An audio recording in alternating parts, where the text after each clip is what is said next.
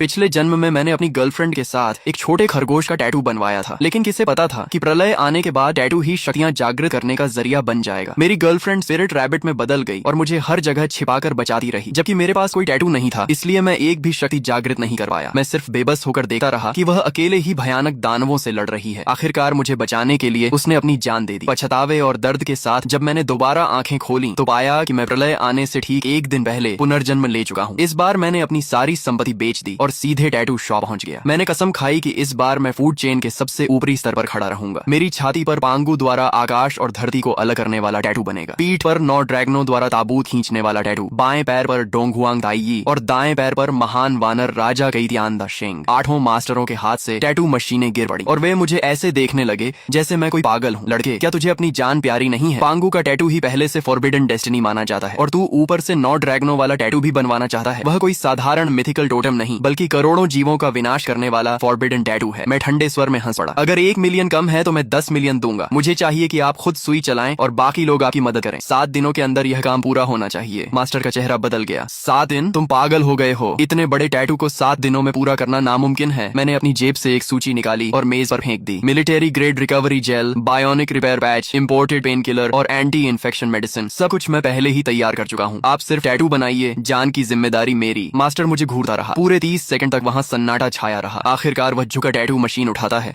और भारी आवाज में कहता है, ठीक है, मैंने पूरी जिंदगी देवताओं के टैटू बनाए हैं, लेकिन तुम्हारे जैसा पागल कभी नहीं देखा। ये काम मैं स्वीकार करता हूँ। 3 दिन बाद जियांगजो शहर के बाहरी इलाके की गहरी पहाड़ियों में ब्लैकस्टोन नाम के एक परित्यक्त भूमिगत बेस में, यह जगह ऊपर से देखने पर शीत युद्ध के समय का एक पुराना एयर रेड शेल्टर लगती थी। बाद में इसे एक हेवी सिक्योरिटी प्रिजन में बदल दिया गया था, लेकिन मैं जानता था कि इसकी असली पहचान क्या है। यह पुराने युग का सील किया हुआ अंडरग्राउंड कमांड सेंटर था। इसकी मुख्य संरचना, एनर्जी वेल, वेंटिलेशन टनल और वाटर स्टोरेज सिस्टम आज भी मौजूद है। मैं यहाँ जंगल में नया ठिकाना बनाने नहीं आया था, बल्कि इसे दोबारा चालू करने, मजबूत बनाने और इसकी फायर पावर सिस्टम को बहाल करने आया था। इन 3 दिनों में मैं केवल एक बार ब्लैकस्टोन बेस गया। मैंने कॉन्ट्रैक्ट साइन किया, संरचना की जांच की और यह सुनिश्चित किया कि एनर्जी वेल तथा वेंटिलेशन सिस्टम अभी भी काम करने लायक है। बाकी सारे काम मैंने अपने वकीलों और कंस्ट्रक्शन टीम को सौंप दिए। मैं, जो पूरे जियांगजो में सबसे बड़ा फिजूल खर्च अमीर माना जाता था, सिर्फ इसे खरीदना नहीं चाहता था, बल्कि इसे पूरी तरह बदल देना चाहता था। मैंने बिना हिचकिचाए कॉन्ट्रैक्ट पर हस्ताक्षर किए और आदेश दिया, देश की सबसे बेहतरीन सिक्योरिटी कंस्ट्रक्शन टीम से संपर्क करो। 10 दिनों के भीतर मुझे यहाँ ऐसी प्रलयकालीन फोर्ट्रेस चाहिए जिसमें एक मक्खी भी घुस न सके। 5 मीटर ऊंची मिलिट्री ग्रेड अलॉय वॉल, करोड़ों टन दबाव झेलने वाला blast proof gate, top level ecological circulation system और नीचे सील की गई एनर्जी अलॉय फैसिलिटीज, सब कुछ रिपेयर करके दोबारा चालू किया जाए। मैंने 100 मिलियन नकद निकाल दिए। 10 दिनों के भीतर पूरा पैसा ट्रांसफर कर दिया जाएगा। पैसों की चिंता मत करो, मैं 3 गुना मजदूरी दूंगा। 24 घंटे लगातार काम चलेगा। मेरे एक के बाद एक आदेशों के साथ पूरा जियांगजो हिल उठा। इसी दौरान टैटू शॉप में मास्टर खुद मेरे शरीर पर सुई चला रहा था, जबकि उसके 3 शिष्य रंग भरने, लाइन खींचने और त्वचा साफ करने में मदद कर रहे थे। मेरी पीठ पर बने 9 ड्रैगनों वाले टैटू में पहली काली ड्रैगन की आकृति पूरी हो चुकी थी। हालांकि उसकी आंखें अभी नहीं बनाई गई थीं, लेकिन फिर भी उससे एक अजीब दबाव महसूस हो रहा था। मेरे दोस्त शू शियाओदाओ बगल में बैठा था। उसकी बाईं बांह पर बना नज़ा का टैटू लगभग पूरा हो चुका था और बेहद भयानक दिखाई दे रहा था, जबकि जियांग शिंगई बगल के निजी कमरे में था, जहां एक महिला टैटू आर्टिस्ट उसके 9 स्वर्गीय देवी वाले टैटू की बारीकियां पूरी कर रही थी। मेरा फोन लगातार मेरे पास रखा था। स्क्रीन पर वकीलों, एजेंटों, कंस्ट्रक्शन टीम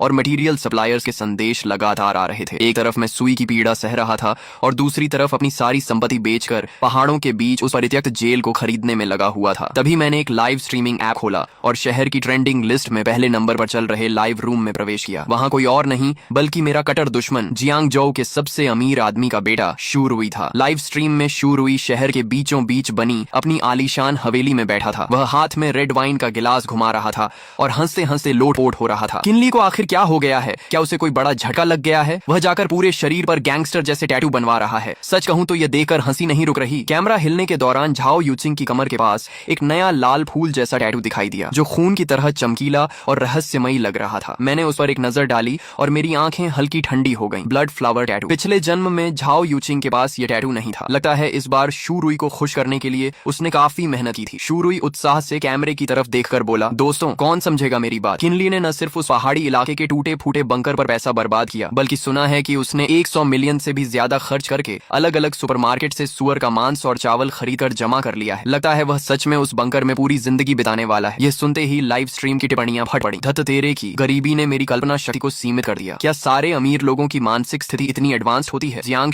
शिनई तो हमारी देवी है, वह भी उसके साथ बंकर में रहने चली गई। पुष्टि हो गई यह आदमी पूरी तरह मानसिक रूप से असामान्य है, इसे सीधे मेंटल हॉस्पिटल भेज देना चाहिए। इंटरनेट पर फैलते मजाक और दानों को देखकर शू शियाओदाओ गुस्से से कांपने लगा। भाई लिए वह हराम खोर शू रुई, लेकिन मैं सुई के मेरी त्वचा में चुभने की पीड़ा महसूस करते हुए स्क्रीन पर शू रुई का घमंडी चेहरा देखता रहा। मेरी आंखों में कोई गुस्सा नहीं था, सिर्फ शांति थी। अभी जितना ऊंचा कूद रहा है, बाद में उतना ही बुरी तरह रोएगा। शियाओदाओ, सप्लाई ट्रकों पर नजर बनाए रखो, हमारे प्रलयकालीन किले में कोई भी गलती नहीं होनी चाहिए। मेरे पुनर्जन्म को पूरे 7 दिन बीत चुके थे। इन 7 दिनों में मैं लगभग इस भूमिगत कमरे से बाहर नहीं निकला। मास्टर गुइफू और उसके 3 शिष्य बारी बारी से काम करते रहे। दिन में लाइनें बनती, रात में रंग भरे जाते और देर रात टैटू की मरम्मत और सुधार होता। मेरी त्वचा को बचाने के लिए मैंने ब्लैक मार्केट से मिलिट्री ग्रेड रिकवरी जेल और बायोनिक रिपेयर पैच भी मंगवाए थे। हर बार जब कोई हिस्सा पूरा होता, उसे तुरंत रिकवरी जेल से सील कर दिया जाता, नहीं तो इतनी तीव्र प्रक्रिया में मेरी त्वचा बहुत पहले ही जवाब दे चुकी होती। 7वें दिन की देर रात सबसे अंदर वाले कमरे में टैटू मशीन की आवाज आखिरकार रुक गई। शू शियाओदाओ के हाथ पर बने नजहा और एरलांग शेन के टैटू 2 दिन पहले ही पूरे हो चुके थे। जियांग शिनई का 9 हेवंस मिस्टिक मेडन टैटू भी कल पूरा हो गया था और अब मेरे शरीर पर 4 महान फॉरबिडन टोटम आखिरकार पूर्ण हो चुके थे। छाती पर पांगू द्वारा सृष्टि निर्माण, पीठ पर 9 ड्रैगनों द्वारा ताबूत खींचना, बाएं पैर पर डोंगहुआंग ताई और दाएं पैर पर महान वानर राजा। मास्टर गुइफू ने दस्ताने उतारे और मेरे शरीर पर बने चित्रों को देखकर लंबी सांस छोड़ी। पूरा हो गया। जिंदगी भर टैटू बनाए हैं, लेकिन इतना बड़ा काम कभी नहीं किया। पांगू, 9 ड्रैगन, डोंगहुआंग ताई और महान वानर राजा, सिर्फ इस एक सेट के दम पर पूरे जियांगजोउ के टैटू जगत में कोई भी मेरे गुइफू से ऊपर होने का दावा नहीं कर सकता। मैं कुर्सी से उठकर आईने के सामने खड़ा हो गया। 4 फॉरबिडन टोटम मेरे सीने, पीठ और पैरों पर फैले हुए थे। हर रेखा प्राचीन, भारी और धारदार लग रही थी। खासकर पीठ पर बना 9 ड्रैगनों वाला टैटू। 9 काले ड्रैगन दोनों ओर लिपटे हुए ऊपर उठ रहे थे। उनकी चमकदार शल्कें एक दूसरे पर चढ़ी हुई थीं। 9 पूंछें पीठ के बीचों बीच मिल रही थीं और एक प्राचीन काले ताबूत को खींच रही थीं। उस ताबूत पर रहस्यमयी जंजीरें लिपटी हुई थीं। हालांकि वह सिर्फ एक टैटू था, लेकिन उसे देखते ही दिल पर एक अजीब दबाव महसूस होता था। शू शियाओदाओ मेरे चारों ओर घूमकर देखने लगा और अनायास ही निगल गया। ये बहुत खतरनाक लग रहा है। अगर मैंने इसे अपनी आंखों से बनते हुए न देखा होता तो मुझे लगता कि यह रात को खुद ही जीवित हो जाएगा। मैंने कपड़े पहनकर अपने सारे टैटू ढक लिए। अभी ये सिर्फ टैटू हैं, लेकिन जब लाल चांद उतरेगा तभी ये सच में जागेंगे। शियाओदाओ चौंक गया। लाल चांद? मैंने कोई जवाब नहीं दिया, बस फोन निकालकर समय देखा। लाल चांद के आने में अब सिर्फ 12 दिन बाकी थे। चलो ब्लैकस्टोन बेस चलते हैं। अब समय आ गया है कि हम अपने प्रलयकालीन किले का निरीक्षण करें। 2 घंटे बाद हम जियांगजोउ शहर के बाहरी पहाड़ी इलाके में स्थित ब्लैकस्टोन बेस पहुंच गए। वहां का प्रारंभिक निर्माण पूरा हो चुका था। भूमिगत वेंटिलेशन सिस्टम, ऊर्जा केंद्र और इकोलॉजिकल सर्कुलेशन सिस्टम दोबारा चालू किए जा चुके थे। अगले 12 दिनों तक मैंने लगभग आराम नहीं किया। डीजल, भारी of road vehicles, backup generators, military grade protective suits और जितनी भी सर्वाइवल सप्लाईज खरीदी जा सकती थी, मैंने सब खरीद ली। बाहर की दुनिया को लग रहा था कि मैं पागल हो गया हूँ, लेकिन सिर्फ मुझे पता था कि सभ्य दुनिया के पास अब ज्यादा समय नहीं बचा है। लाल चांद के आने से 1 दिन पहले आखिरी खेप भी ब्लैकस्टोन बेस में पहुंच गई। गोदाम के अंदर चावल, आटा, पीने का पानी, डिब्बा बंद भोजन, ताजा मांस, दवाइयां, डीजल, बैकअप जनरेटर्स और मिलिट्री ग्रेड प्रोटेक्टिव सूट्स पहाड़ों की तरह जमा थे। 3 मंजिला भूमिगत गोदाम लगभग पूरी तरह भर चुका था। शू शियाओदाओ दरवाजे पर खड़ा होकर आंखें फाड़े देख रहा था। भाई लिए, क्या आप यहाँ अगले जन्म तक रहने वाले हैं? जियांग शिनई भी चुपचाप सब देख रही थी। वह पहले से जानती थी कि मैंने बड़ी मात्रा में सामान जमा किया है, लेकिन जब उसने अपनी आंखों से यह विशाल भूमिगत गोदाम देखा तो उसके माथे पर भी शिकन आ गई। किन लिए? आखिर आप किस चीज से डर रहे हैं? मैंने तुरंत जवाब नहीं दिया। मैं धीरे धीरे गोदाम के बीचों बीच चला गया और अपना दाहिना हाथ उठाया। अगले ही पल एक चमक हुई। 3 मंजिला ऊंचाई तक जमा हजारों टन सामान अचानक हवा में गायब हो गया। कुछ ही सेकंड पहले तक भरा हुआ गोदाम अब पूरी तरह खाली था। वहां सिर्फ भारी सामान के दबाव से बने निशान और हवा में बची डीजल तथा अनाज की गंध रह गई थी। शू शियाओदाओ वहीं जम गया। पहले उसने पलकें झकाईं, फिर आंखें मल लीं और आखिर में दौड़कर गोदाम के बीच पहुंच गया। खाली जमीन के चारों ओर 3 चक्कर लगाने के बाद वह अचानक मेरी तरफ मुड़ा। उसकी आवाज तक बदल गई थी। धत तेरे की, सामान कहाँ गया? इतना बड़ा गोदाम भरा हुआ था। मैंने बस एक बार आंख बंद करके खोली और हजारों टन सामान गायब हो गया। यह कोई जादू है क्या? जियांग शिनई की प्रतिक्रिया शियाओदाओ जितनी नाटकीय नहीं थी, लेकिन उसकी हमेशा शांत रहने वाली आंखों में भी साफ झटका दिखाई दे रहा था। वह धीरे धीरे मेरे सामने आकर खड़ी हो गई। भाई लिए, आखिर ये सब क्या है? मैं कुछ देर चुप रहा। अब सच छिपाने का कोई मतलब नहीं था। लाल चांद के आने में 24 घंटे से भी कम समय बचा था। उन्हें सच्चाई जाननी ही थी। मैंने धीरे से कहा, ये एक पॉकेट स्पेस है। इसका संबंध मेरे शरीर में हुए कुछ विशेष बदलावों से है। पुनर्जन्म की बात मैंने अभी पूरी तरह नहीं बताई। भरोसे की कमी नहीं थी, लेकिन अभी बहुत ज्यादा सच बताना उनके मानसिक दबाव को बढ़ा देता। मैंने आगे कहा, तुम्हें सिर्फ इतना जानना है कि यह स्पेस बड़ी मात्रा में सामान स्टोर कर सकता है। इसके अंदर समय लगभग रुक जाता है। खाना खराब नहीं होगा, दवाइयां एक्सपायर नहीं होंगी, डीजल, हथियार और कीमती धातुएं भी लंबे समय तक सुरक्षित रह सकती हैं। शू शियाओदाओ का मुंह खुला का खुला रह गया। तो आपने इतना सारा सामान गोदाम में रखने के लिए नहीं खरीदा था, बल्कि अपने साथ लेकर चलने के लिए खरीदा था। भाई लिए, आखिर आप हमसे क्या छिपा रहे हैं? मैंने गहरी सांस ली और धीरे से कहा, कल रात जब लाल चांद आसमान में उतरेगा तब तुम सब कुछ जान जाओगे। कल रात ठीक 12 बजे आसमान का चांद खून की तरह लाल हो जाएगा। उस उसके तुरंत बाद धरती की गहराइयों से काला धुंध निकलेगा और पूरी दुनिया को ढक लेगा। सभी जानवर और पौधे पागलों की तरह म्यूटेट हो जाएंगे और इंसानों को खाने वाले राक्षस बन जाएंगे। पौधे जीवित लोगों को निगल जाएंगे। शहर कुछ ही घंटों में अपना सारा ऑर्डर खो देंगे और मानव सभ्यता एक ही रात में ढह जाएगी। गोदाम के अंदर मौत जैसी खामोशी छा गई। शू शियाओदाओ के होंठ हिले, लेकिन इस बार उसने कोई मजाक नहीं किया, क्योंकि अभी कुछ मिनट पहले ही उसने अपनी आंखों से हजारों टन सामान को हवा में गायब होते देखा था। उस दृश्य ने उसकी पूरी समझ और तर्क को तोड़ दिया था। जियांग शिनाई ने भी कोई विरोध नहीं किया। वह सिर्फ मेरी आंखों में देखती रही और धीरे से बोली, सबूत। मैंने शांत स्वर में जवाब दिया, जो तुमने अभी देखा वह उन्हीं सबूतों में से एक है, और दूसरा सबूत तुम्हारे शरीर पर बने टैटू हैं। जियांग शिनाई ने अनायास अपने शरीर पर बने टैटू की तरफ देखा। मैं आगे बोला, लाल चांद की ऊर्जा इंसानों के शरीर पर बने टैटू को सक्रिय कर देगी। वे साधारण टैटू नहीं रहेंगे, बल्कि असली टोटम एवेटार बन जाएंगे। सामान्य टैटू सिर्फ सबसे साधारण फिजिकल एनहांसमेंट देंगे। भयानक पशुओं के टैटू बीस्ट ट्रांसफॉर्मेशन की शक्ति देंगे, जबकि मिथिकल टोटम असली एवेटार जागृत करेंगे। जितना अधिक प्राचीन और पूर्ण टोटम होगा, उसकी डेस्टिनी उतनी ही शक्तिशाली होगी, और जागृत होने के बाद उसकी ताकत उतनी ही भयानक होगी। शू शियाओदाओ अचानक समझ गया, तो आपने मुझे नजहा और एयरलांग शेन के टैटू इसलिए बनवाए ताकि मैं जीवित रह सकूं? मैंने सिर हिलाया। तुम्हारे नजहा और एयरलांग शेन दोनों टॉप लेवल मिथिकल टोटम हैं। अगर तुम लाल चांद की अवेकनिंग को सहन कर गए तो अधिकांश अवेकनर्स से कहीं ज्यादा शक्तिशाली बन जाओगे। फिर मैंने जियांग शिनाई की तरफ देखा। शिनाई, तुम्हारा 9 heavens mystic maiden totem attack, defence, purification और बैटलफील्ड कमांड जैसी कई हाई लेवल एबिलिटीज देता है। भविष्य में मेंटल करोजन, पॉइजन, पोल्यूशन और स्पिरिचुअल इरोजन जैसी शक्तियां बढ़ती जाएंगी। उस समय तुम्हारा टोटम बेहद महत्वपूर्ण होगा। जियांग शिनाई ने गहरी सांस ली। अब उसके चेहरे से अविश्वास धीरे धीरे गायब हो रहा था और उसकी जगह तनाव ले रहा था। तो तुमने अपनी सारी संपत्ति बेची, ब्लैकस्टोन बेस खरीदा, इतने सारे रिसोर्सेज जमा किए और हमें टैटू बनवाए। ये सब कोई अचानक लिया गया फैसला नहीं था। तुम्हें पहले से पता था कि कुछ बड़ा होने वाला है। मैंने कोई जवाब नहीं दिया, लेकिन मेरी चुप्पी ही सबसे बड़ा उत्तर थी। तभी शू शियाओदाओ का चेहरा अचानक बदल गया। रुको भाई, लिए तो मेरे माता पिता का क्या? वे अभी भी शहर के दक्षिणी इलाके में अपनी रिपेयर शॉप पर हैं। मैंने तुरंत कहा, घबराओ मत, मैंने पहले ही लोगों को उन्हें लेने भेज दिया है। शू शियाओदाओ स्तब्ध रह गया। क्या कहा? मैंने फोन स्क्रीन उसकी तरफ घुमा दी। उस पर सिक्योरिटी कॉन्वॉय का रियल टाइम वीडियो चल रहा था। एक काली आर्मर्ड बिजनेस व्हीकल पुराने दक्षिणी इलाके की सड़क पर खड़ी थी। दरवाजा खुला और 2 ब्लैक कॉम्बैट यूनिफॉर्म पहने हुए सुरक्षाकर्मी एक मध्यम आयु के दंपति को अंदर बैठा रहे थे। आदमी की लंबाई साधारण थी, उसकी त्वचा धूप में जली हुई थी और उसके हाथों पर वर्षों तक गाड़ियों की मरम्मत करने के कारण तेल और ग्रीस के निशान जमे हुए थे। उन्हें देखते ही शू शियाओदाओ की आंखें लाल हो गईं। मैंने धीरे से कहा, मैंने ब्लैकस्टोन बेस के मेंटेनेंस और लॉजिस्टिक स्टाफ की जरूरत का बहाना बनाकर पहले ही अंकल और आंटी से संपर्क कर लिया था। उन्हें प्रलय के बारे में कुछ नहीं पता। वे सिर्फ इतना जानते हैं कि मैं उन्हें कुछ दिनों के लिए ऊंची सैलरी पर काम पर रख रहा हूँ। कन्वॉय 20 मिनट में यहाँ पहुंच जाएगी। शू शियाओदाओ के होंठ कांपे, लेकिन काफी देर तक उसके मुंह से कोई शब्द नहीं निकला। पिछले जन्म में लाल चांद के आने के बाद वह अपनी जान जोखिम में डालकर शहर के दक्षिणी इलाके में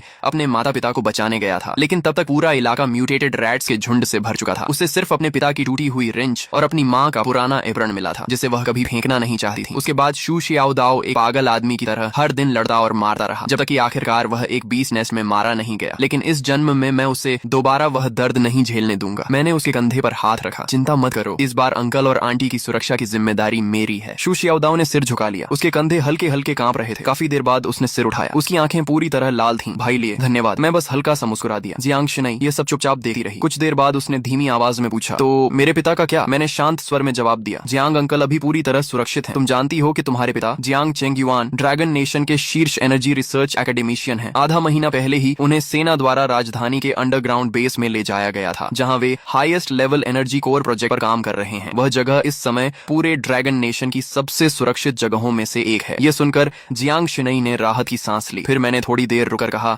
जहां तक तुम्हारी माँ की बात है, मेरी आवाज धीमी पड़ गई। जियांग शिनाई की माँ का कई साल पहले बीमारी के कारण निधन हो चुका था। यह हमेशा उसके दिल का सबसे गहरा घाव रहा था। जियांग शिनाई ने आगे कोई सवाल नहीं पूछा। उसने बस हल्के से सिर हिला दिया। मैं समझ गई। मैंने उन दोनों की तरफ देखा और गंभीर आवाज में कहा, अब से ब्लैकस्टोन बेस पूरी तरह बंद रहेगा। कोई भी इस बेस से बाहर नहीं जाएगा। शू शियाओदाओ ने गहरी सांस ली और सिर हिला दिया। जियांग शिनाई ने भी अनजाने में अपनी पीठ पर बने 9 हेवंस मिस्टिक मेडन के टैटू को छुआ। मैंने सिर उठाकर बेस के बाहर फैली रात की ओर देखा। सारी तैयारियां पूरी हो चुकी थीं। अब सिर्फ सही समय का इंतजार था। अगली सुबह ब्लैकस्टोन बेस के अंडरग्राउंड लिविंग एरिया में शू शियाओदाओ के माता पिता को सबसे सुरक्षित लिविंग कैबिन में रखा गया था। शू जियानगुओ अपनी जवानी में सैनिक रह चुके थे। हालांकि उन्हें यह नहीं पता था कि क्या होने वाला है, लेकिन बेस की सुरक्षा व्यवस्था देकर उन्होंने तुरंत महसूस कर लिया कि कुछ असामान्य है। उन्होंने ज्यादा सवाल नहीं किए, बस शू शियाओदाओ के कंधे पर हाथ रखकर कहा, प्रेसिडेंट चिन के साथ रहो और मेहनत से काम करो। दूसरी ओर ली गुइलान सुबह से ही किचन में व्यस्त थीं। उन्होंने हम सबके लिए गर्मा गर्म डम्पलिंग्स का एक बड़ा बर्तन तैयार किया। शू शियाओदाओ खाते खाते आंखें लाल कर बैठा, लेकिन कुछ बोला नहीं, क्योंकि प्रलय आने से पहले घर का ऐसा गर्म खाना खा पाना बहुत से लोगों के लिए आखिरी सपना साबित होने वाला था। पिछली रात ही मैं सारी बची हुई सप्लाईज को पॉकेट स्पेस में रख चुका था। ब्लैकस्टोन ब्लैकस्टोन बेस का आखिरी हेवी कार्बन अलॉय गेट भी तड़के पूरी तरह सील कर दिया गया था। पूरा अंडरग्राउंड फोर्ट्रेस रोशनी से जगमगा रहा था। वर्षों से बंद पड़ा अंडरग्राउंड एनर्जी कोर अब पूरी क्षमता से चल रहा था। मॉनिटरिंग स्क्रीन पर बाहर की दुनिया का 360 डिग्री व्यू दिखाई दे रहा था। शू शियाओदाओ हाथ में डम्पलिंग्स का कटोरा लेकर मॉनिटर देख रहा था, जबकि जियांग शिनई विशाल स्क्रीन के सामने खड़ी होकर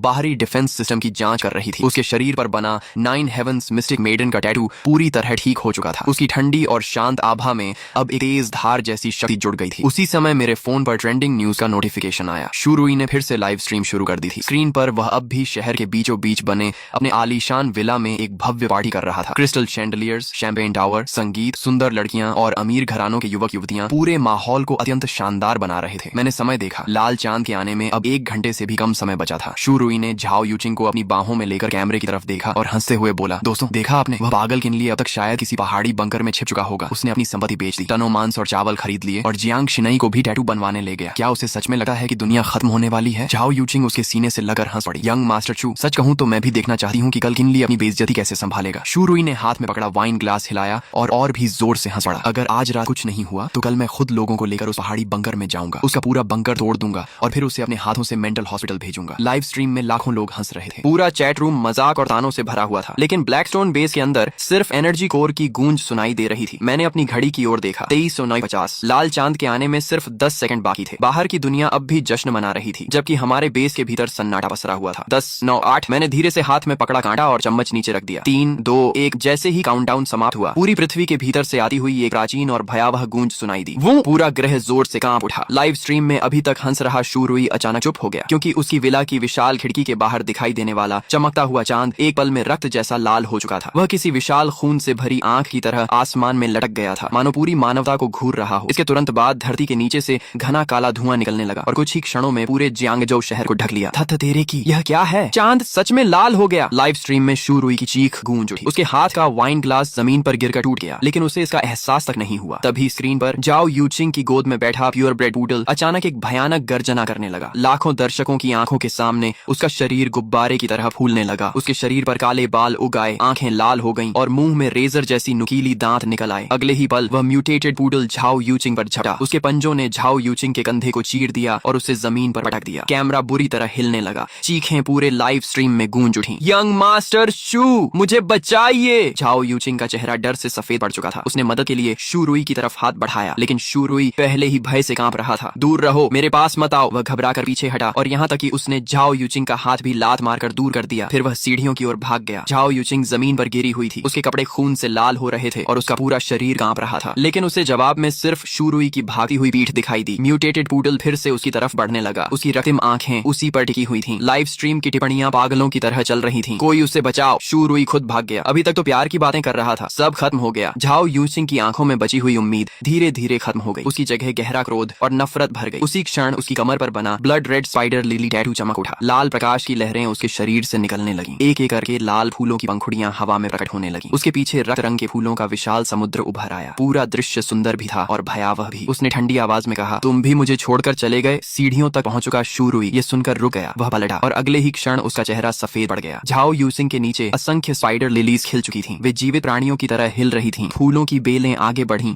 और म्यूटेटेड पूडल के पैरों को जकड़ लिया। अभी कुछ क्षण पहले तक उग्र दिखने वाला वह राक्षसी कुत्ता अब किसी दुह स्वप्न में फंसा हुआ प्रतीत हो रहा था। वह जमीन पर गिरकर कांपने लगा। झाओ यूचिंग दीवार का सहारा लेकर खड़ी हुई। उसके कंधे का घाव लाल फूलों से ढक चुका था। उसके चेहरे पर एक रहस्यमयी मुस्कान उभर आई। पूरी लाइव स्ट्रीम फट पड़ी। धत तेरे की, वह जाग गई। उसके शरीर पर फूल खिल रहे हैं। ये कैसी शक्ति है? बहुत डरावना है। अगले ही पल स्क्रीन काली हो गई। लाइव स्ट्रीम अचानक बंद हो गई। मैंने अपने फोन की काली स्क्रीन को देखा और होंठों पर ठंडी मुस्कान आ गई। येलो स्प्रिंग्स, स्पाइडर लिली, फूल खिलते हैं लेकिन वापसी का रास्ता नहीं छोड़ते। झाओ यूचिंग ने इस जन्म में अपने लिए सचमुच एक उपयुक्त भाग्य चुना है। तभी शू शियाओदाओ की कांपती आवाज सुनाई दी, भाई लिए बाहर सब कुछ बिखर गया है। वह मॉनिटरिंग स्क्रीन पर दिखाई दे रहे शहर के दृश्य को देख रहा था। मैंने तुरंत कहा, बाहर मत देखो, अपने मन को स्थिर रखो, क्योंकि इसी समय लाल चांद की ऊर्जा बेस की मोटी चट्टानों को भेद कर हमारे शरीरों तक पहुंच चुकी थी। शू शियाओदाओ और जियांग शिनई दोनों दर्द से कराह उठे। लाल चांद की ऊर्जा उबलते हुए लावे की तरह उनके शरीरों में प्रवेश कर रही थी। शू शियाओदाओ की बाईं बांह पर बना नझा का टैटू भयंकर अग्नि में बदल गया। दाईं बांह पर बने एरलांग शेन की तीसरी आंख चमक उठी और सुनहरी रोशनी चारों ओर फैल गई। जियांग शिनई की पीठ पर बना 9 हेवंस मिस्टिक मेडन टोटम प्रकाश में बदल गया। दैवीय आभा ने उसे हवा में उठा लिया। उसका शांत स्वभाव अपवित्र और अजेय प्रतीत हो रहा था। वे दोनों जाग चुके थे। उन्होंने अवेकनिंग प्राप्त कर ली थी, लेकिन मेरे साथ जो हो रहा था वह उनसे कहीं अधिक भयानक था। मेरे शरीर में प्रवेश करने वाली लाल चांद की ऊर्जा उनकी तुलना में 10 गुना अधिक थी। अचानक पूरे अंडरग्राउंड फोर्ट्रेस में 9 गहरी ड्रैगन गर्जनाएं गूंज उठी। मेरी पीठ पर बना 9 ड्रैगन पुलिंग कॉफिन टोटम पूरी तरह जाग चुका था। 9 विशाल काले ड्रैगनों की परछाइयां मेरी पीठ से बाहर निकल आईं। उनके शरीर पर्वतों जैसे विशाल थे। उनकी शल्कें बर्फ जैसी ठंडी चमक रही थी। उनकी रक्तिम आंखें एक साथ खुल गईं। उनके पीछे एक प्राचीन काला ताबूत हवा में तैर रहा था। उस ताबूत पर लिपटी हुई लाल काली जंजीरें एक एक करके तनने लगीं। एक अवर्णनीय फॉरबिडन प्रेशर पूरे अंडरग्राउंड फोर्ट्रेस में फैल गई। शू शियाओदाओ का चेहरा सफेद पड़ गया और वह कई कदम पीछे हट गया। यहाँ तक कि जियांग शिनई के पीछे खड़ी 9 हेवंस मिस्टिक मेडन एवेटार भी हल्की कांप उठी, मानो उसे स्वाभाविक रूप से खतरा महसूस हो रहा हो। मेरे बाएं पैर पर बना दोंग हुआंग ताई टोटम सूर्य जैसी अग्नि से जल उठा। ऐसा लग रहा था मानो वह पूरी दुनिया को भस्म कर सका हो। मेरे दाएं पैर पर महान वानर राजा की परछाई प्रकट हुई। उसके भीतर से असीम युद्ध शक्ति फूट रही थी। स्वर्ग और धरती को चुनौती देने वाली वह शक्ति हर चीज को कुचल देना चाहती थी। चारों सर्वोच्च टोटम एक साथ जाग चुके थे, लेकिन अगले ही पल मैंने उन्हें जबरदस्ती दबा दिया। चारों फॉरबिडन टोटम बहुत अधिक शक्तिशाली थे। मेरी वर्तमान क्षमता इतनी नहीं थी कि मैं बिना किसी कीमत के उन सबको एक साथ पूरी तरह सक्रिय रख सकूं। पांगु शक्ति का प्रतीक था। 9 ड्रैगन पुलिंग कॉफिन दमन और विनाश का प्रतीक था। घर्रा म्यूटेटेड बोर किंग ने एक भयानक दहाड़ लगाई और चारों पैरों से पूरी ताकत के साथ मेरी ओर दौड़ पड़ा। उसका विशाल शरीर किसी हैवी टैंक की तरह जमीन को रौंदता हुआ मेरी तरफ आ रहा था। भाई लिए सावधान, ये लेवल 1 पीक बीस्ट किंग है। शू शियाओदाओ अनायास मेरी मदद के लिए आगे बढ़ने लगा। पीछे हटो, मैंने ठंडी आवाज में सिर्फ 2 शब्द कहे। मैं अपनी जगह से टस से मस नहीं हुआ। न मैं पीछे हटा और न ही बचने की कोशिश की। ठीक उसी क्षण जब बोर किंग के भाले जैसे नुकीले दांत मेरी छाती को भेदने वाले थे, मैंने हरकत की। कोई जटिल टेक्निक नहीं, कोई शानदार चाल नहीं। मैंने बस अपना दाहिना हाथ उठाया और मुट्ठी बांध ली। पांगु की शक्ति, मैंने मन ही मन कहा। मेरी छाती पर बना पांगु टोटम अचानक गहरे सुनहरे प्रकाश से चमक उठा। एक धुंधली प्राचीन दैत्याकार आकृति मेरी मुट्ठी पर इकट्ठी होने लगी। अगले ही पल मैंने मुक्का चलाया। धड़ाम! कई टन वजनी म्यूटेटेड बोर किंग चीखने तक का मौका नहीं पा सका। उसका विशाल शरीर कीचड़ की तरह जमीन पर गिर पड़ा। एक ही मुक्के में लेवल 1 पीक बीस्ट किंग का इंस्टेंट किल। उसी समय मेरी पीठ से 9 गहरी ड्रैगन गर्जनाएं सुनाई दी। 9 ड्रैगन पुलिंग कॉफिन की विशाल छाया मेरे पीछे प्रकट हो गई। 9 काले ड्रैगनों ने धीरे धीरे अपनी रक्तिम आंखें खोली और उस प्राचीन काले ताबूत को खींचते हुए आकाश में मंडराने लगे। 9 ड्रैगन सप्रेशन! मेरी आवाज गूंजी। गड़गड़ा! काले ताबूत की छाया हल्के से कांपी। अगले ही पल ऐसा दबाव फैला मानो नरक की सबसे गहरी खाई से कोई शक्ति निकल आई हो। पूरा जंगल उस भयावह दबाव में डूब गया। आसपास मौजूद निम्न स्तर के म्यूटेटेड बीस्ट्स डर के मारे जमीन पर गिर पड़े। जियांग शिनई मेरे पीछे खड़ी थी। उसकी शांत आंखों में भी आश्चर्य की झलक साफ दिखाई दे रही थी। मैंने कोई स्पष्टीकरण नहीं दिया। मैं सीधे मरे हुए म्यूटेटेड बोर किंग के पास गया और उसके सिर को काट डाला। उसके मस्तिष्क के भीतर से अंगूठे के आकार का एक लाल चमकता क्रिस्टल बाहर निकला। मैंने उसे अपनी हथेली में उठा लिया। बीस्ट कोर, प्रलय के बाद सबसे महत्वपूर्ण रिसोर्स। मेरे होंठों पर हल्की मुस्कान उभरी। प्रलय की पहली कमाई मिल गई। मैंने उस क्रिस्टल कोर को अपने पॉकेट स्पेस में रख दिया। जैसे ही कोर अंदर गया, मुझे साफ महसूस हुआ कि पॉकेट स्पेस हल्का सा कांपा। उसका विस्तार बहुत कम हुआ था, लेकिन वह सचमुच थोड़ा बड़ा हो गया था। पिछले जन्म में इंसानों ने जल्दी ही पता लगा लिया था कि बीस्ट कोर सिर्फ अवेकनर्स की शक्ति बढ़ाने के लिए ही नहीं, बल्कि स्टोरेज स्पेस को भी मजबूत करने में सक्षम है। मैंने शू शियाओदाओ और जियांग शिनई की ओर देखा। इन सभी बीस्ट के कोर निकाल लो और मांस भी बर्बाद मत करना। इवोल्यूशन के बाद उनका मांस लंबे समय तक स्टोर किया जा सकता है। समझ गया? शू शियाओदाओ तुरंत उत्साहित हो गया, लेकिन तभी दूर पहाड़ी रास्ते की दिशा से अफरा तफरी की आवाजें आने लगीं। बचाओ बचाओ! हमने मुड़कर देखा। लगभग दर्जन भर आदमी बुरी हालत में जान बचाकर हमारी दिशा में भाग रहे थे। वे गिरते पड़ते ब्लैकस्टोन बेस की तरफ दौड़ रहे थे। उनके पीछे चीते जितने बड़े कई म्यूटेटेड ब्लड ब्लेड मैंटिसेस उनका पीछा कर रहे थे। मैंने आंखें सिकोड़कर ध्यान से देखा। सबसे आगे दौड़ रहा आदमी मुझे पहचान में आ गया। लियू फैटी, वही कॉन्ट्रैक्टर जिसने ब्लैकस्टोन बेस के बाहरी निर्माण का काम संभाला था। पिछले जन्म में जब मैं बर्बाद हो चुका था, इसी आदमी और उसके साथियों ने मुझे और भी मुसीबत में धकेल दिया था। उन्होंने मेरा इस्तेमाल करके खुद को बचाया था। बॉस चिन, यंग मास्टर चिन, हमें बचा लीजिए! लियू फैटी चीखते हुए मेरी तरफ दौड़ा। जल्दी हमें अंदर आने दीजिए, हम सब जियांगझोउ के ही लोग हैं। आप हमें मरने के लिए नहीं छोड़ सकते। मैं वहीं खड़ा रहा और ठंडी निगाहों से उसे देखता रहा। मरने के लिए नहीं छोड़ सकता? मेरी आंखों में बर्फ जैसी ठंडक चमक उठी। पिछले जन्म में जब तुम लोगों ने मुझे धक्का देकर मौत के मुंह में भेजा था, तब क्या तुम्हें याद था कि हम सब एक ही शहर के लोग हैं? लियू फैटी स्तब्ध रह गया। वह मेरे शब्दों का मतलब नहीं समझ सका, लेकिन मेरी आंखों में जो भाव था उसे वह अच्छी तरह पढ़ सकता था। वह किसी उद्धारकर्ता की नजर नहीं थी, वह ऐसी नजर थी जो मृत व्यक्ति को देखती है। मैंने धीरे धीरे अपना दाहिना हाथ उठाया। मेरा बंकर कचरे को अंदर नहीं आने देता, इतना कहकर मैंने उंगलियां चटकाई। अगले ही पल ब्लैकस्टोन बेस के बाहर लगी विशाल अलॉय वॉल अचानक सक्रिय हो गई। करोड़ों वोल्ट की हाई वोल्टेज इलेक्ट्रिसिटी दीवार पर दौड़ गई। सबसे आगे दौड़ रहे ब्लड ब्लेड मैंटिसेस सीधे बिजली की चपेट में आ गए। धड़ाम धड़ाम धड़ाम, कई म्यूटेटेड मैंटिसेस हवा में उछल गए और जलते हुए दूर जा गिरे। लियू फैटी का चेहरा पल भर में राख की तरह सफेद पड़ गया। लियू फैटी डर के मारे जमीन पर गिर पड़ा। यंग मास्टर चिन, मुझसे गलती हो गई, मैं सच में गलत था, लेकिन मैंने उसकी ओर दोबारा देखा तक नहीं। मैं बेगुनाहों का बेवजह कत्ल नहीं करता, लेकिन दुश्मनों को नहीं बचाता और बुरे लोगों को जरूर खत्म करता हूँ। मैं मुड़कर वापस बंकर की ओर चला गया। मेरे पीछे भारी अलॉय गेट धीरे धीरे बंद हो गया। दरवाजे के बाहर से आती चीखें और भगदड़ की आवाजें जल्द ही अंधेरे और म्यूटेटेड बीस्ट के बीच गायब हो गईं। लाल चांद के आने के तीसरे दिन बाहरी दुनिया पूरी तरह नरक बन चुकी थी। शहर के बीचों बीच हर तरफ टूटी हुई गाड़ियां और खंडहर बिखरे पड़े थे। आवारा बिल्लियां और कुत्ते बैलों जितने बड़े हो चुके थे और झुंड बनाकर सड़कों पर बचे हुए इंसानों का शिकार कर रहे थे। लेकिन इसी समय ब्लैकस्टोन बंकर के अंदर मक्खन वाले हॉट पॉट की खुशबू फैली हुई थी। शू शियाओदाओ मुंह में भरा हुआ खाना चबाते हुए बोला, भाई लिए, अगर प्रलय में रोज ऐसा खाना मिले तो मुझे कोई दिक्कत नहीं है। जियांग शिनई ने उसे घूर कर देखा। जरा बाहर जाकर देखो, फिर बोलना। शू शियाओदाओ तुरंत चुप हो गया। मैंने ठंडी बीयर का घूंट लिया और सोफे पर टिक गया। तभी अचानक तेज अलार्म बज उठा। बीप बीप बीप, चेतावनी, बाहरी सुरक्षा क्षेत्र में बड़ी संख्या में हीट सोर्सेज पाए गए हैं। मैंने तुरंत मॉनिटरिंग स्क्रीन चालू की। बंकर से लगभग 1 किलोमीटर दूर पहाड़ी रास्ते पर काले बादल की तरह लोगों की भीड़ हमारी ओर बढ़ रही थी। कम से कम 500 से 600 लोग थे। उनके हाथों में मचेटीज, स्टील पाइप्स और कई लोगों के पास ऑटोमेटिक राइफल्स तक थी। सबसे आगे एक गंजा भारी शरीर वाला आदमी चल रहा था, जिसके शरीर पर एक विशाल रक्तिम अजगर का टैटू लिपटा हुआ था। चिंगलोंग गैंग का सरगना लोंग वू। पिछले जन्म में यह आदमी अपने S rank blood Python totem के बल पर शुरुआती प्रलय काल में अत्याचार करता फिरता था। मुझे उम्मीद नहीं थी कि इस जन्म में वह सीधे मेरे बंकर पर नजर डाल देगा। स्क्रीन पर लोंग वू अपना विशाल चाकू कंधे पर रखे चिल्ला रहा था, अंदर छिपे कायरों, मुझे पता है कि तुमने कई जन्मों जितना राशन जमा कर रखा है। अभी दरवाजा खोलो, सारा सामान और औरतें हमें सौंप दो। अगर मेरा मूड अच्छा हुआ तो तुम्हें जिंदा छोड़ दूंगा, नहीं तो आज मैं इस पूरे बंकर को उड़ा दूंगा। शू शियाओदाओ गुस्से से खड़ा हो गया। ये हरामखोर जियांग शिनई तक पर नजर डाल रहे हैं। लेकिन मैं मुस्कुरा दिया। घबराओ मत, करोड़ों खर्च करके जो डिफेंस सिस्टम लगाया है उसे काम करने का मौका तो मिलना चाहिए। बाहर लोंग वू काफी देर तक इंतजार करता रहा। जब कोई जवाब नहीं मिला तो वह गुस्से से चिल्लाया, चेहरा दिखाने की भी हिम्मत नहीं है, रॉकेट लॉन्चर तैयार करो, इस दरवाजे को उड़ा दो। 3 रॉकेट मिसाइल्स आग की लकीर बनाते हुए बंकर के गेट से टकराई। धड़ाम धड़ाम धड़ाम, विस्फोटों की आवाज रात के आसमान में गूंज उठी। चिंगलोंग गैंग के लोग खुशी से चिल्लाने लगे, उड़ गया होगा। क्या प्रलय किला? हमारे बॉस लोंग के सामने सब कबाड़ है। लेकिन जैसे ही धुआं छंटा, सबकी मुस्कान जम गई। चांदी जैसे रंग का विशाल एलॉय गेट अब भी वहीं खड़ा था। उसकी सतह पर एक खरोंच तक नहीं आई थी। लोंग वू का चेहरा बदसूरत हो गया। फिर से हमला करो। तभी दीवार के ऊपर लगे मेटल पैनल्स धीरे धीरे खुलने लगे। कड़क कड़क कड़क, छिपे हुए कंपार्टमेंट से 12 6 barrel Gatling heavy machine guns बाहर निकल आईं। उनके काले मुंह सीधे भीड़ बढ़ गए। मॉनिटरिंग रूम में बैठा मैं हाथ में वाइन ग्लास लिए शांत स्वर में बोला, एक बार चेतावनी दो। अगले ही पल बाहरी ब्रॉडकास्ट सिस्टम गूंज उठा, यह ब्लैकस्टोन बेस की निजी संपत्ति है, तुरंत यहाँ से चले जाओ, अन्यथा परिणामों के लिए स्वयं जिम्मेदार होंगे। निजी संपत्ति? लोंग वू हंस पड़ा। भाड़ में गई निजी संपत्ति, सब लोग हमला करो। मैंने अपना वाइन ग्लास मेज पर रखा। फायर। अगले ही सेकंड 12 गैटलिंग गन्स एक साथ गरज उठी। तड़ तड़ तड़ तड़ तड़, आर्मर पियर्सिंग बुलेट्स का तूफान पहाड़ी रास्ते पर टूट पड़ा। चिंगलोंग गैंग के लोग दर्जनों की संख्या में गिरने लगे। सिर्फ 30 सेकंड में पूरा इलाका चीखों से भर गया। 200 से ज्यादा गुंडे जमीन पर तड़प रहे थे। बाकी बचे लोग डर के मारे पीछे भागने लगे। मैं मॉनिटरिंग रूम में बैठा रहा। मेरे चेहरे पर कोई भाव नहीं था। प्रलय में कुछ लोग बचाए जाने के लायक नहीं होते। Cease fire. मैंने फायर कंट्रोल बंद कर दिया। बाहर 500-600 लोगों की भीड़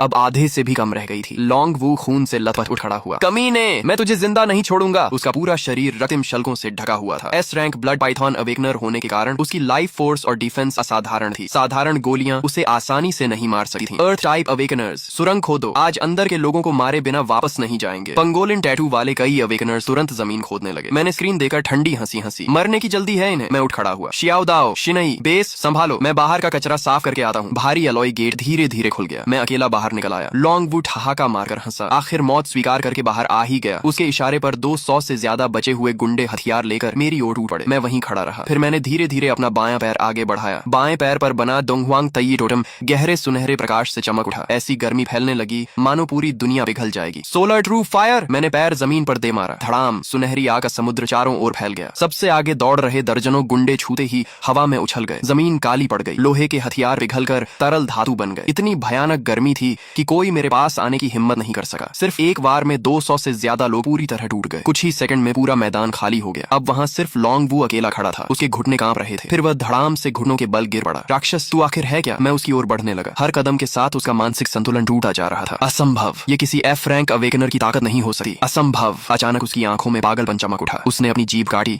और खून की एक धार अपने ब्लड पाइथन टैटू पर उगल दी। अगले ही पल उसकी हड्डियां खींचने लगी। शरीर पर शल्क उगाए। उसका पूरा शरीर बदलने लगा। कुछ ही सेकंड में वह 20 मीटर से लंबा और पानी के टैंक जितना मोटा विशाल ब्लड पाइथन बन गया। S rank totem complete awakening. वह पागलों की तरह गरजा, मैं तुझे निगल जाऊंगा। विशाल अजगर ने मुंह खोला। उसका जबड़ा इतना बड़ा था कि एक आर तक निगल सकता था। वह सीधे मेरी ओर झपटा। उसके साथ आने वाली दुर्गंध भरी हवा से जमीन के पत्थर तक उड़ने लगे। मैं हंस पड़ा। सिर्फ बड़ा हो जाने से कोई ताकतवर नहीं बन जाता। मैंने अपना दायां पैर आगे बढ़ाया। Great sage equal to heaven, battle against the heavens. मेरे दाएं पैर पर बना सन वुकोंग टोटम विस्फोट की तरह चमक उठा। आसमान तक पहुंचती युद्ध ऊर्जा चारों ओर फैल गई। अगले ही पल मेरा शरीर सुनहरी रोशनी से ढक गया। मेरी नसों में बहता रक्त गरजते हुए ड्रैगन जैसा महसूस हो रहा था। मेरे पीछे एक विशाल युद्ध अवतार प्रकट हुआ। उसके शरीर पर पर्पल गोल्ड आर्मर थी और सिर पर फीनिक्स विंग क्राउन। जैसे ही उसकी सुनहरी आंखें खुली, ऐसा लगा मानो पूरे आकाश को ढकने वाला काला धुआं बीच से चीर दिया गया हो। ब्लड पाइथन मुझ पर टूट पड़ा, लेकिन मैं पीछे हटने के बजाय उसकी ओर दौड़ा। मेरा शरीर तो के गोले की तरह हवा में उछला। मैंने एक ही छलांग में उसके निचले जबड़े पर पैर रख दिया और उसके विशाल सिर को जबरदस्ती पीछे झुका दिया। ब्लड पाइथन दर्द से चीख उठा। उसका विशाल शरीर पागलों की तरह तड़पने लगा ताकि मुझे नीचे गिरा सके, लेकिन मैं उसके सिर पर ऐसे खड़ा था जैसे किसी पर्वत की चोटी पर खड़ा हूँ। वह मुझे हिला तक नहीं पाया। गुस्से में ब्लड पाइथन ने अपनी विशाल पूंछ घुमाई। उसके रास्ते में आने वाले पत्थर और पेड़ सब चकनाचूर हो गए। मैंने अपना दायां हाथ उठाया और मेरे पीछे खड़े सन वुकोंग एवाटार ने भी वही किया। शून्य में सुनहरी युद्ध अग्नि से जलती हुई एक विशाल स्टाफ बनने लगी। उसके ऊपर बने प्राचीन सिंबल्स एक एक करके चमकने लगे। वह बिल्कुल रूई जिंगू बैंग जैसी दिख रही थी। मैंने उस स्टाफ की छाया को मजबूती से पकड़ लिया। उसी क्षण एक भयानक युद्ध ऊर्जा मेरे पूरे शरीर में दौड़ गई। घुटनों पर गिर जा। मैंने स्टाफ को पूरी ताकत से घुमाया। धड़ाम! गोल्डन स्टाफ और ब्लड पाइथन की विशाल पूंछ टकरा गए। हवा फट गई। शॉकवेव तूफान की तरह पूरे जंगल में फैल गई। वह पूंछ जो आर्मर्ड व्हीकल्स तक तोड़ सकती थी, मेरे एक बार में चकनाचूर हो गई। उसके शल्क फट गए और पूरी पूंछ पीछे उछल गई। पहली बार ब्लड पाइथन की आंखों में डर दिखाई दिया। असंभव! मैं एस रैंक ब्लड पाइथन हूँ। तुम मुझे दबा कैसे सकते हो? मैं उसके सिर पर खड़ा उसे नीचे देख रहा था। क्योंकि तुम्हारा तथाकथित एस रैंक फॉरबिडन टोटम्स के सामने कुछ भी नहीं है। इतना कहकर मैंने दोनों हाथों से गोल्डन स्टाफ को पकड़ लिया और ऊपर उठा लिया। मेरे पीछे खड़ा सन वुकोंग अवतार अचानक बढ़ने लगा। 10 मीटर, 30 मीटर, 50 मीटर। अंत में वह आसमान छूती हुई विशाल सुनहरी बैटल फॉर्म में बदल गया। उसके पैरों के नीचे काला धुआं था और सिर के ऊपर लाल चांद। उसके हाथ की गोल्डन स्टाफ किसी स्वर्गीय स्तंभ जैसी लग रही थी। अगले ही पल उसने ब्लड पाइथन की कमजोर जगह पर पूरी ताकत से वार कर दिया। Battle heaven smash! धड़ाम! ऐसा लगा जैसे पूरा पहाड़ उछल गया हो। धरती फट गई। पत्थर आसमान में उड़ गए। ब्लड पाइथन का विशाल शरीर सीधे जमीन में धंस गया। उसके शल्क एक एक करके फटने लगे। भयानक बैटल एनर्जी उसकी हड्डियों में दौड़ गई और उसके शरीर की सारी लाइफ फोर्स को चकनाचूर कर दिया। ब्लड पाइथन की आंखें सिकुड़ गईं। उसका शरीर कुछ बार तड़पा और फिर हमेशा के लिए शांत हो गया। उस वार की बची हुई शक्ति ने पूरे पहाड़ पर फैले काले धुएं को भी दूर उड़ा दिया। मैंने गोल्डन स्टाफ की छाया वापस समेट ली और आराम से जमीन पर उतर गया। मेरे पीछे खड़ा सन वुकोंग अवतार धीरे धीरे गायब हो गया। सिर्फ मेरे दाएं पैर का टोटम हल्की सुनहरी चमक छोड़ रहा था। एस रैंक अवेकनर लॉन्ग वू एक ही वार में मारा गया। मैंने हाथ को चाकू की तरह इस्तेमाल करके